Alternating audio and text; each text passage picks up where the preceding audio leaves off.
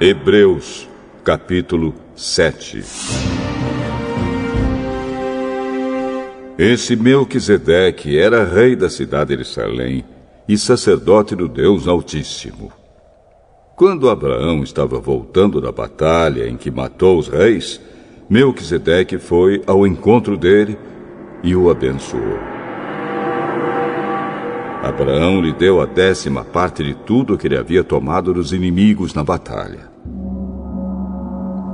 O nome de Melquisedeque quer dizer, primeiramente, Rei da Justiça.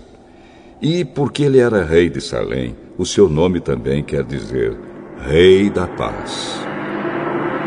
Não se conhece o pai, nem a mãe, nem qualquer antepassado de Melquisedeque. E também não se sabe nada sobre o seu nascimento ou sobre a sua morte. Por ser como filho de Deus, ele continua sacerdote para sempre. Vejam como Melquisedeque era grande. Abraão, o patriarca, lhe deu a 10ª parte de tudo que havia tomado dos inimigos na batalha. Conforme a lei de Moisés, os sacerdotes, que são descendentes de Levi, têm a obrigação de receber do povo a 10ª parte de tudo.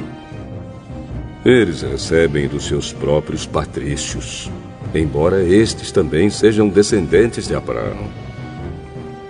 Melquisedeque não era descendente de Levi, mas recebeu a 10ª parte daquilo que Abraão havia tomado na batalha e o abençoou. Sim, abençoou o próprio Abraão, que havia recebido as promessas de Deus. Não há dúvida de que aquele que abençoa é mais importante do que aquele que é abençoado. No caso dos sacerdotes, a 10ª parte é recebida por homens que um dia vão morrer. Mas, no caso de Melquisedeque, como dizem as Escrituras Sagradas, a 10ª parte foi recebida por alguém que continua vivo. Portanto, quando Abraão pagou a 10ª parte, Levi, cujos descendentes recebem a 10ª parte, também pagou. Pois Levi não tinha nascido e, por assim dizer, ainda estava no corpo do seu antepassado Abraão quando este se encontrou com Melquisedeque.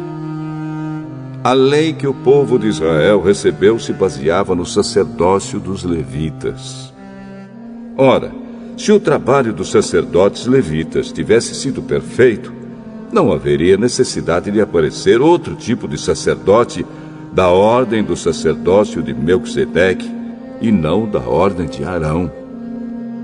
Pois quando se muda o sacerdócio, a lei também precisa ser mudada. E o nosso Senhor Jesus, a respeito de quem são ditas essas coisas, pertencia a outra tribo. E nenhum membro dessa tribo jamais serviu como sacerdote. É sabido que, por nascimento, Jesus, o nosso Senhor, pertencia à tribo de Judá. E Moisés não disse nada dessa tribo quando falou a respeito de sacerdotes. E tudo isso se torna bem mais claro, pois surgiu um sacerdote diferente, parecido com Melquisedeque. Ele não foi feito sacerdote pelas leis ou regras humanas, porém se tornou sacerdote por meio do poder de uma vida que não tem fim.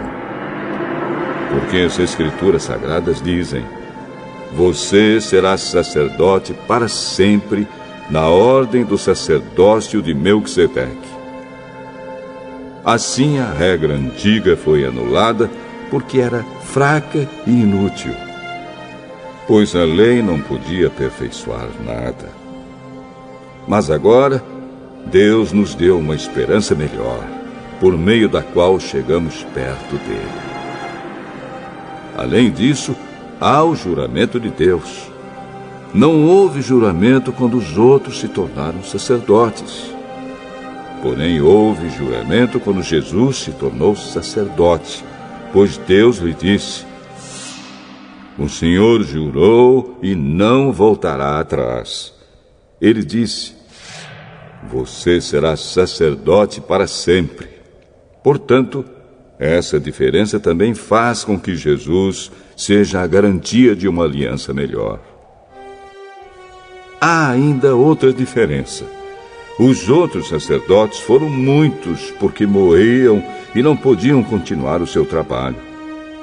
Mas Jesus vive para sempre e o seu sacerdócio não passa para ninguém.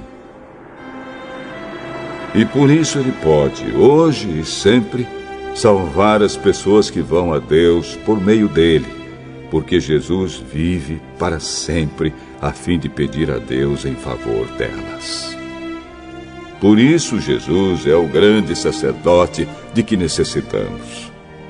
Ele é perfeito e não tem nenhum pecado ou falha.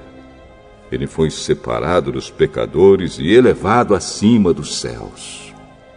Ele não é como os outros grandes sacerdotes. Não precisa oferecer sacrifícios todos os dias, primeiro pelos seus próprios pecados e depois pelos pecados do povo. Ele ofereceu um sacrifício uma vez por todas, quando se ofereceu a si mesmo. A lei de Moisés escolheu homens que são imperfeitos para serem grandes sacerdotes. Mas, pela promessa feita com juramento, a qual veio depois da lei de Moisés, Deus escolhe o Filho que se tornou perfeito para sempre.